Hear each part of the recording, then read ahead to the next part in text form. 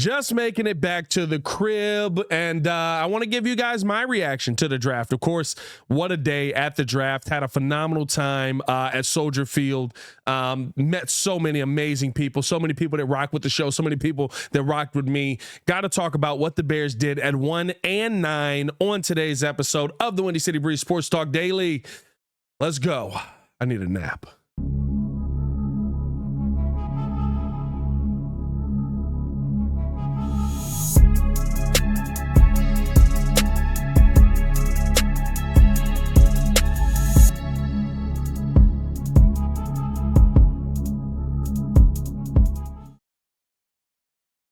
Now, if you are new to the channel, please like the video. Please subscribe to the page. We do talk Chicago sports daily on this channel. It's the only channel talking Chicago sports, how Chicago talks. Make sure that you get in tune with us. First thing first, I want to start this off by shouting out the boys.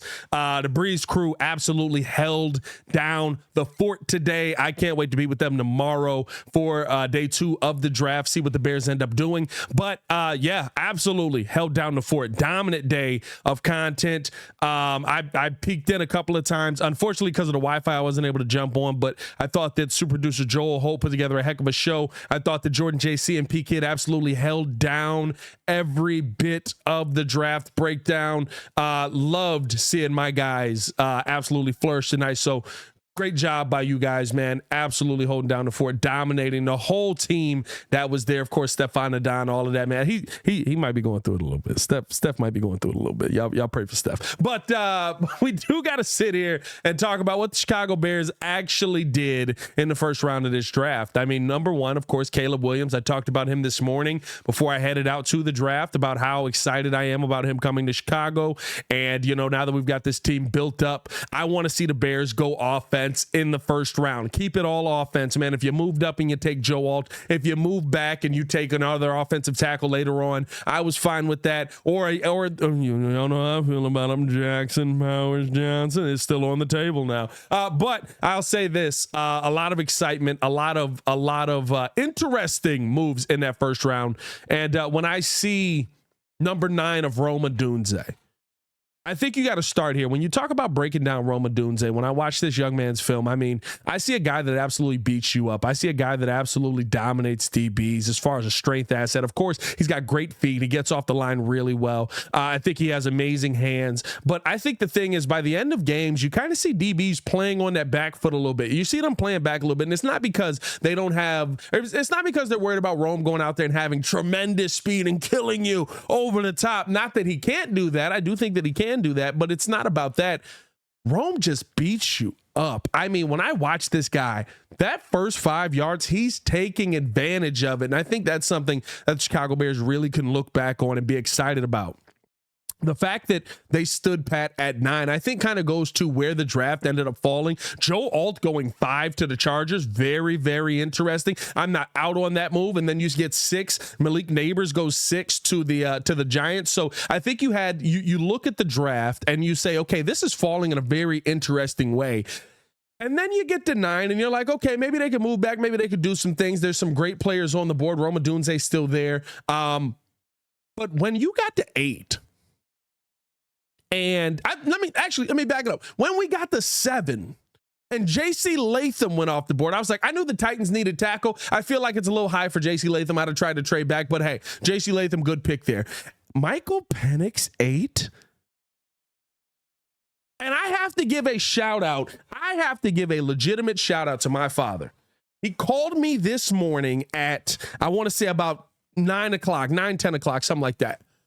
And literally told me, and this is why you need to trust your parents and listen to them when they speak. It's a reason why I talk as well as I do about the sports. He said 6 quarterbacks will go in the first round of this draft. My God, if he wasn't right. My goodness, if he wasn't right. He absolutely called it. I did not think that we were going to get the quarterback run that we got in the first 10, but Michael Penix, 8 to Atlanta. The world is your oyster now. I think that threw off so much from this team that it's fine taking Rome Odunze, because guess what, boys? Now I'm looking into the second round and I'm seeing offensive line pieces. I'm seeing defensive line pieces. I'm seeing Cooper DeJean. I'm seeing pieces on the board that I did not expect to see. And I'll tell you this, I'll take it one step further. I would be fine with the Chicago Bears being very, very aggressive heading into this day 2 of the draft, heading into this second round. Let me know how you guys feel in the comments below. I'll be down there talking with you as well. Hit that like button, subscribe to the page, leave that 5-star review. Y'all know what to do. Here's my thought process with it. When you're talking about a dominant first round, I have to give this first round an A. As Coda shows up, Big Bear Don. I got a big bear back there, Big Bear Duns. I have to give this first round an A. I think you did a great job. You got your quarterback. You attacked the offense. That's all I was looking for. My ideal situation. And you stood pat at 9 and attacked the offense. That was the ideal situation I said here. Of course, I wanted Joe Alt, but I thought maybe he gets the 6, not 5. So I'm fine with us, I guess, missing out on him. But now I'm looking at the second round of this draft, and I see names in the second round of this draft that I'm absolutely willing to give up the rest of this draft for. Because now you're talking about possibly coming away with 3 top talents in the first 2 rounds. And listen, would I love to sit here and have a full slate of picks and you got 9 picks by the end of the day and we take 17 guys and we're sitting there adding guys left and right, boom, boom, boom? Yes. But now you're getting names like Cooper DeJean in the second round. Of course, Jackson Powers Johnson, y'all know how I feel about him. He's in the second round as well. I think that you've still got some really, really good defensive line depth now in this second round because of how the first round of this draft fell. I think that there's a lot of people right now that would be surprised, absolutely surprised, if we were coming into today telling you that some of the names that have made it to this second round are on the board.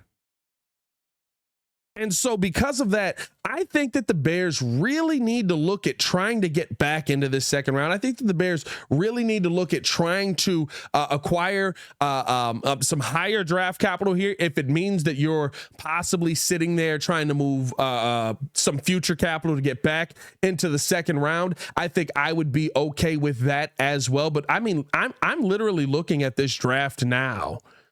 And I'm looking at how it fell, and I am stunned.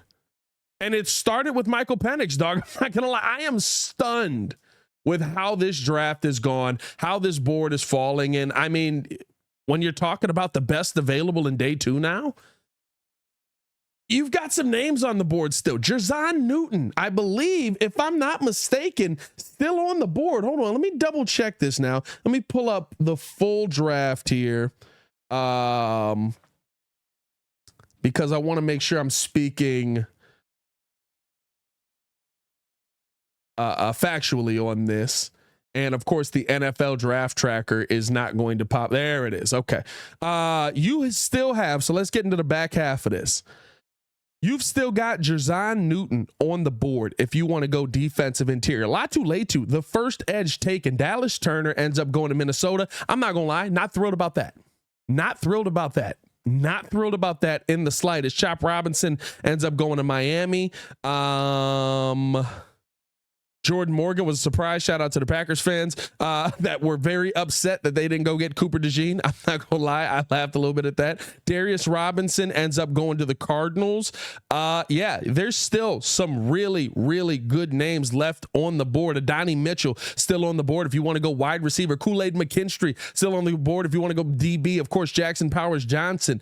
I mean, there's so much available to the Bears. I do think that you might need to get back into this second round of this draft. And because of that, I'd be bold about it. I'd be fine giving up the back half of this draft to go get a third major impact piece, especially if it's an offensive line piece. I think that there's still questions on your offensive line. I think that there are still questions on certain positions on this offensive line. Now, if I were to go left tackle, I think I'd probably wait a little bit longer. I'd be kind of fine with the Bears waiting until some of these later rounds to attack that left tackle. I'd be interested. If there was any name at left tackle right now that I'd be interested in, it'd be Kieran Amageji, which I think you can get a little bit later as well. But I mean, look, the point of all of this is, how aggressive do you want to be to go get that third name? Or do you sit there and wait until some of the back half of this draft starts to play out and you kind of can, you know, get some really solid pieces in there. But I am stunned at how the first round went out. I think the Bears did a great job, and I think they put themselves in position for a great day two, and to finish everything out, man. Like I am very excited about what the rest of this team is going to be built out like. I would love to know how you guys feel. Let me know in the comments below. I'll be down there talking with you as well. Hit that like button, subscribe to the page, leave a 5-star review. Y'all know what to do. As far as the day itself went, phenomenal. Got to talk to Tremaine Edmonds. There's going to be a vlog coming you guys' way, so stay tuned in with us for that. But got to talk to Tremaine Edmonds today. Got to talk with Jaquan Brisker on video. Got to talk with Montez Sweat off video. Great guys, man. The Bears have a great group of guys. I got to talk with Patrick Scales. Patrick Scales is a bro. I'm not gonna lie to you, bro. Like he's one of the dudes, bro. Like he is a vibe. So like I was sitting there talking with Patrick Scales and just basically kicking it, I should say. Got to talk it up with Cappy on the stage. I know a lot of you guys got to see that on the stage as well. It was a fun night, man. It was an absolutely fun night. The Bears know how to throw a party, and they absolutely threw a massive freaking party tonight. But hey, man, outside of that, I mean, I just feel blessed to be in this position. Got a new draft hat, too. Got the draft hat. Yeah, I mean, I like the flat brim. I'm a flat brim guy, but I can rock with this. Yeah, I mean, I'm not mad at it. But, hey, I appreciate you guys for tuning in, showing love. I will holler at y'all tomorrow. I believe we would just be live for day 2 tomorrow, so no daily show. We'll just be live for the draft again. So tap in with us on that as well. And yeah, appreciate you guys for tuning in, showing love, man. As always, I'll be back tomorrow. Y'all stay safe out there, Chicago. Bear Don, one love. Let me know how you feel in the comments below. I'm tired. I gotta go shower. Peace.